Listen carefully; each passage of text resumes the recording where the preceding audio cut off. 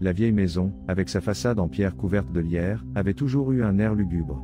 Même les jours ensoleillés, une ombre semblait s'accrocher à ses murs, une promesse de secret caché derrière ses fenêtres embuées. Pour les Thompson, la maison était une aubaine, une opportunité de recommencer loin de l'agitation de la ville. Mais dès le début, Sarah, la mère, a ressenti un frisson persistant, une sensation qu'il n'était pas seul. Le grenier. C'était la seule partie de la maison qui restait fermée.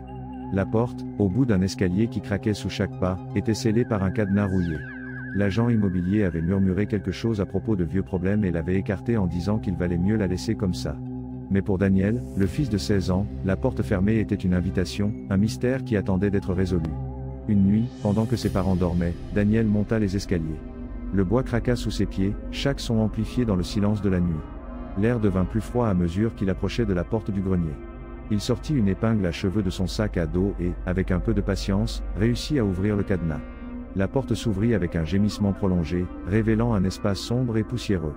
L'odeur d'humidité et de quelque chose d'autre, quelque chose d'indéfinissablement pourri, lui frappa au visage. Daniel alluma la lampe de poche de son téléphone et la lumière révéla un grenier rempli de vieilleries, de meubles recouverts de draps blancs et de boîtes empilées jusqu'au plafond. Alors qu'il explorait, il sentit un courant d'air froid sur sa nuque. La lampe de poche clignota, menaçant de le laisser dans l'obscurité totale. Soudain, il entendit un murmure. « Tu n'aurais jamais dû monter ici. » Daniel se figea. La voix était faible, presque inaudible, mais clairement audible. Il regarda autour de lui, mais ne vit personne. Il pensa que c'était son imagination, un tour de l'esprit qui jouait avec lui dans l'obscurité.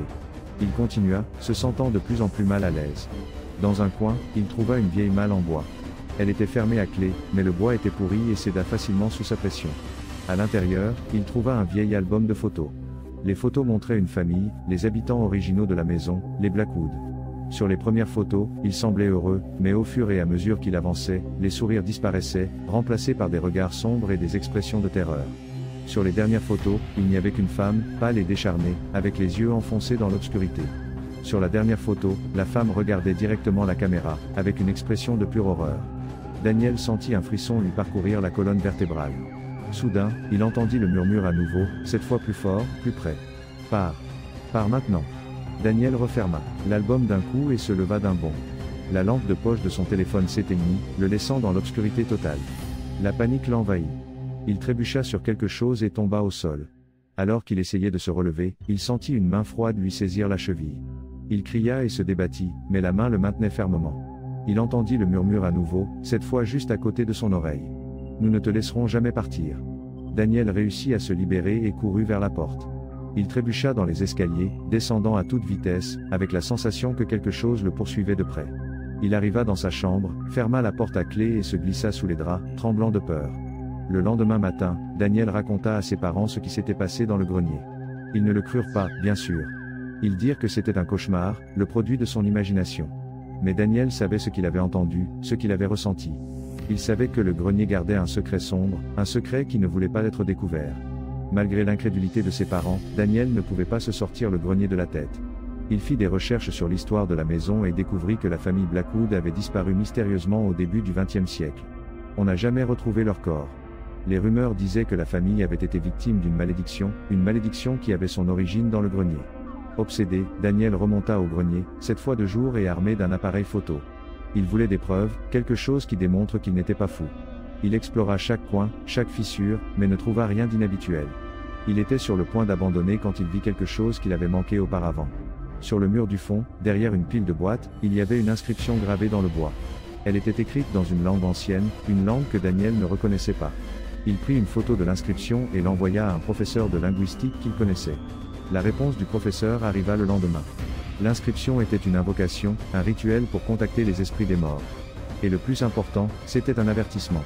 Elle disait, « Quiconque perturbe le sommeil des tourmentés subira le même sort. » Daniel sentit un frisson.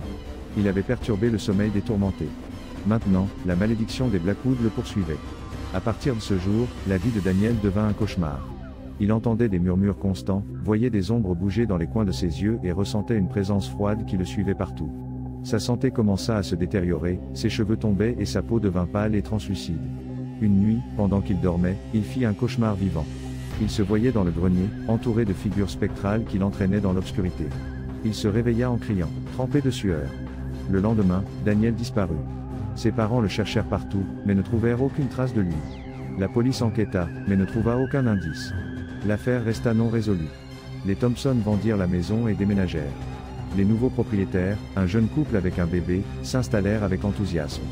Mais dès le début, ils ressentirent une présence étrange dans la maison, une sensation qu'ils n'étaient pas seuls. Une nuit, la jeune mère entendit un murmure provenant du grenier. « Tu n'aurais jamais dû monter ici. » La femme, poussée par la curiosité et une inexplicable sensation d'inquiétude, monta les escaliers jusqu'au grenier. Elle trouva la porte fermée à clé, mais ne tarda pas à l'ouvrir. Elle entra dans le grenier sombre et poussiéreux. Et là, dans un coin, elle vit un jeune homme pâle et décharné, avec les yeux enfoncés dans l'obscurité. Le jeune homme la regarda fixement et lui murmura « Aide-moi. Sors-moi d'ici. » La femme cria et courut en bas des escaliers, prise de terreur. Mais il était déjà trop tard. La malédiction du grenier l'avait attrapée. Et ainsi, le cycle d'horreur continua. Le grenier des voix murmurantes continuait de faire des victimes, piégeant les imprudents qui osaient perturber le sommeil des tourmentés. La vieille maison restait silencieuse, gardant son sombre secret, attendant sa prochaine victime. La porte du grenier, toujours fermée à clé, était un avertissement que personne ne semblait entendre. Parce que la curiosité, parfois, peut être plus forte que la peur. Et dans le grenier, la curiosité avait toujours un prix. Un prix très élevé.